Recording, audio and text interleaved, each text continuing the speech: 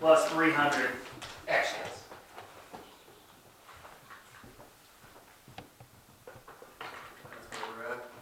Okay, I had saved this. I wanted for 20 years to use this quote in worship. I haven't ever used it. This is the time. I'm going to quote Scarface. Say hello to my little friend. No, not that one. Different quote. That's a great. Some people guessed that was the quote. It's not the one.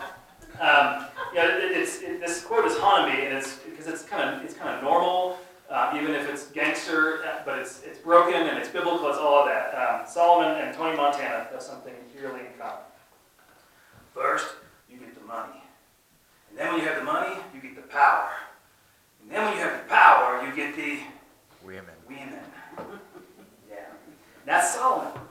Parts of him so religious, committed. People see him as faithful and wise, and at the same time, he is grasping everywhere else to fill himself, to justify something about his life. He searches out in all the places we do for stuff, for strength, for sex, to find meaning in the meaninglessness.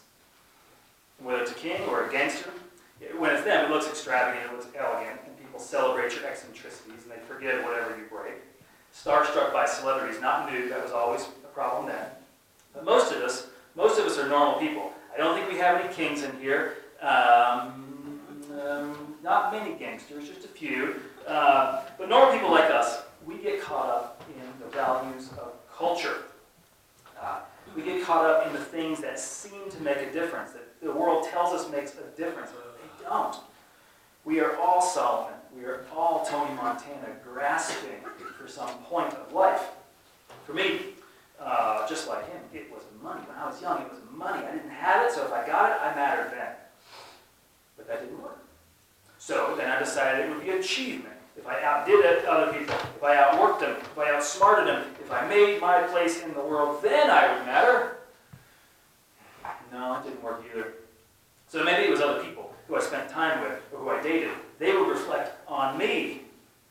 No, it didn't work either. And you know this path, because when those don't work, which they won't, we turn to experiences. Eat, drink, and be merry, for tomorrow, who cares? Have you tried that? Yeah. Was it fulfilling? No. So my story, after all that, I tried to figure it out. Kind of worked. Maybe I just tried to be calm. I just let it all be. Kind of worked. I tried to be good enough, and maybe I could atone for all my mistakes, or save this world that's out there in need of saving. That didn't work. That didn't work. A big pile of excitement and loss and wonder and failure, with little hints and little tugs to come back to what does matter more. So most of us, we try everything. We try a whole lot of everything and a whole lot of nothing. And you know what it's like looking for that. Looking for that thing, that peace, that purpose, spiritual enlightenment, God, whatever you want to call it. You said to yourself, this line will be familiar in whatever words you've used. You have said, if only I do this, if only I get this, then everything will be okay. Now, how often does that formula work? Never. Maybe when that thing is truly about love and commitment and relationship, maybe something comes out of that. But for most of us, we have wandered long, at least in seasons in our lives, looking for that. And somehow, some way, that brings us to places like this. In a place like this, taking one more step, a good step, in an awkward, wild journey of a lot of missteps. And wherever you are on that journey, I'm glad you're here.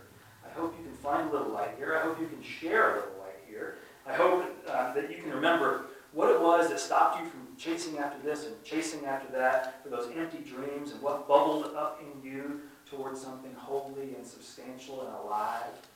I hope you can remember how the Spirit moved in your heart, and maybe then, I really hope you can get back to that place and keep moving still. Amen? Is that a good hope? Is that a good dream? Amen.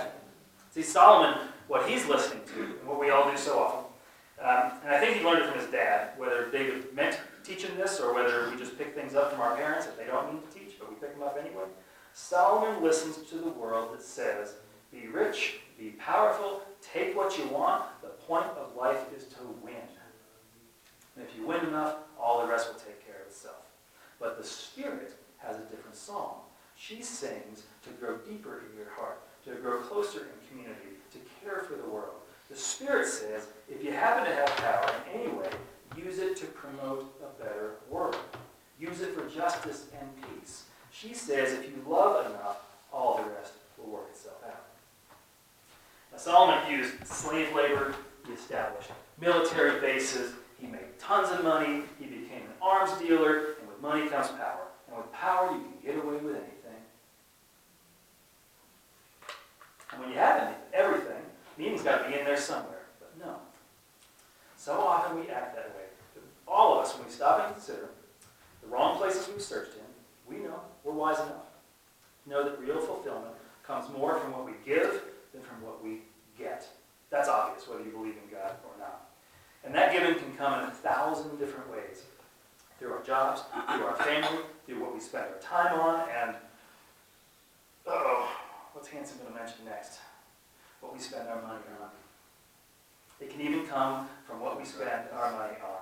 Life can be more meaningful when we resist the call to hoard and listen to a spirit of generosity, even when it comes to money. Now, I hate these sermons more than you do. I know money is invasive, it's rude. If I talk about money as much as Jesus, none of you would be here because you'd be so sick of it. Jesus talks about money all the time because he knows our heart is where our treasure is. Jesus says you can't serve your money and God at the same time, which is just too awkward to put in a sermon. So I'm going to let Jesus say that, not me.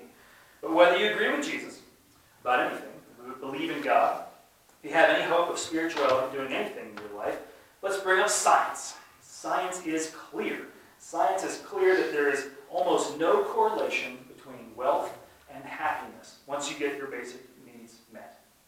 Science is clear. You can do the formula. There is a very strong correlation for happiness. Every study ever done, from every useful religion ever conceived, from every personal growth story I've ever heard. Number one, 3 steps to happiness. Number one, a community of close people. Not too many, but build those relationships. Oh, we have a bunch of people right here. Nice close group. Number 2, the formula for happiness. Being part of some value-based initiative, a movement that matters, work that makes a difference. Doesn't matter what that difference is, pour yourself into something. We have values here. We do things. Number 3, the formula for a happy life. A habit of giving. Time, wisdom, money. Not too much. Just don't be stingy. That's the formula, which does not mean that God will bless you if you donate to a church. It doesn't mean that. It does mean God will bless you if you trust that giving something away will make a difference to the world and to you. It does not mean that money is the most important part of your contribution at all, but it does mean that your financial gift can make an impact. It does not mean that we care about you more if you give a lot, but it does mean if you care about God and what God is doing here, you might give more than you did before. Mary Lou, by the way, is writing the stewardship letter. It's going to have all this, and it's going to be sent to all of you, so you'll hear that again. Every week, I offer one little piece of the puzzle. One little piece of the puzzle. So do not think that today is some focus for Christian living. We've all been to churches that just badger down on money. We talk about it twice a year to remind ourselves that tension between our heart and our treasure.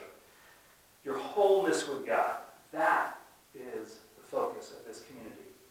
How it is that we can heal and offer love and be a community that shapes this little town and this world, that's the point. But too often, whether we're King Solomon living in his dad's shadow, or me trying to get out of my mistakes, or you doing whatever you do, too often we get caught up in another mindset that has far too much to do with safety and security and control and cash.